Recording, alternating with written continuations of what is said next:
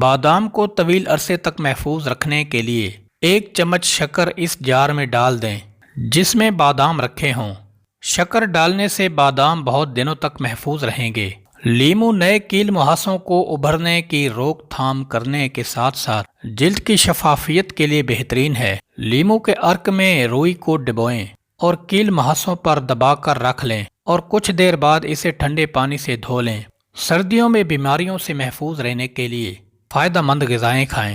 سردیوں کے موسم میں نزلہ زکام اور کھانسی جیسی بیماریوں سے لوگوں کی بڑی تعداد متاثر ہوتی ہے، لیکن کچھ چیزیں ایسی ہیں جنہیں روزمرہ استعمال میں لا کر ان بیماریوں سے محفوظ رہا جا سکتا ہے، جیسا کہ کالی مرچ۔ جی ہاں، کالی مرچ بھی سردیوں کے موسم میں آپ کو نزلے اور زکام اور کھانسی سمیت کئی طرح کی بیماریوں سے بچانے میں مدد کر سکتی ہے۔ اگر پیسی کالی مرچ کو کوٹی ہوئی ادرک اور سرکے میں ملا کر استعمال کیا جائے تو یہ دواؤں کی تاثیر بڑھانے میں بھرپور کردار ادا کرتی ہے۔